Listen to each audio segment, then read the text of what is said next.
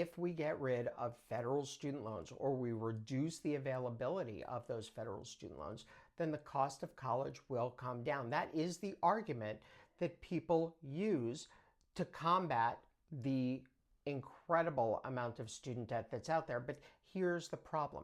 If federal student aid is limited for the coming school year, which goes from August of 2025 through the end of May of 2026, those schools out there have already finalized their total cost of attendance. Those numbers have been finalized and they've been sent to the U.S. Department of Education. So the tuition isn't going to go down, not this year. And if there's less federal student aid available, then what that means is that a whole bunch of people who have already enrolled or have already started their acceptance process, they're not going to be able to afford the amount of money required to actually start school. So it's a rug pull, right?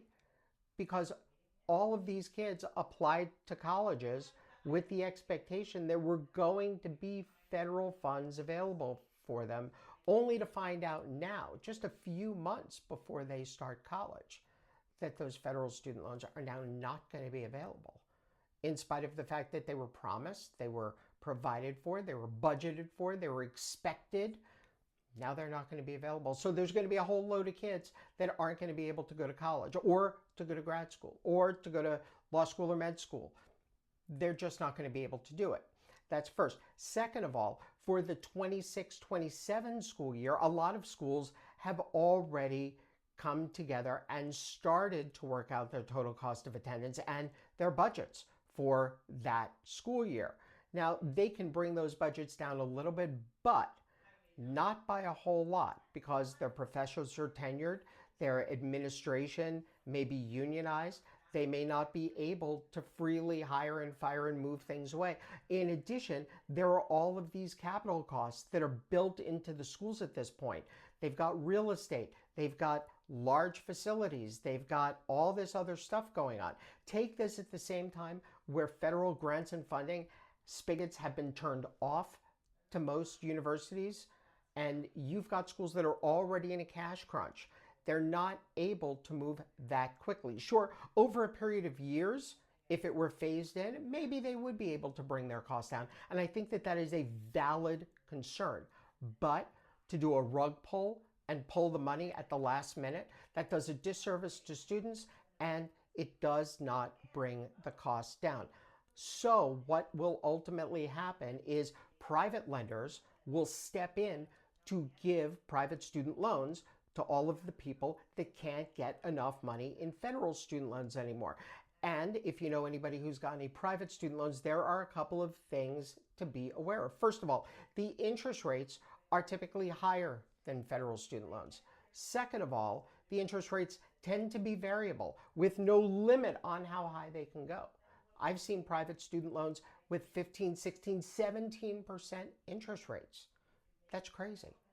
Third of all, most private student loans require that the borrower, the student borrower, have a guarantor or a cosigner. And that guarantor or cosigner is going to be 100% legally liable for repayment of that debt in the event that the student can't make payments. This is going to be somebody who didn't even go to school.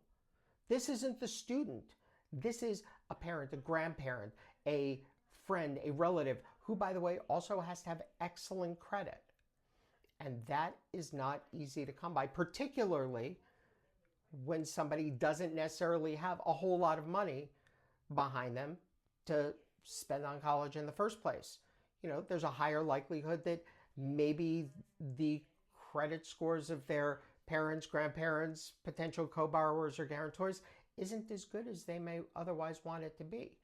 And they haven't even been preparing for this. They've been expecting that federal student loan money is going to be available at the same levels that it's been available. The grants are going to be available in the same way that they have been available. And this is nothing more than a last minute rug pull. And there are going to be millions and millions and millions of 18 to 25-year-olds who think that they're going to go to college only to find out at the very last minute that that's not going to happen because the money that they were expecting is not going to be there. And that's why, just like that, changing the amount of federal student aid that's available is not going to bring down the cost of higher education, certainly not as quickly as most people might hope. If you've got questions about your federal student loans, your private student loans, or any debt whatsoever, as always, you know where to find me.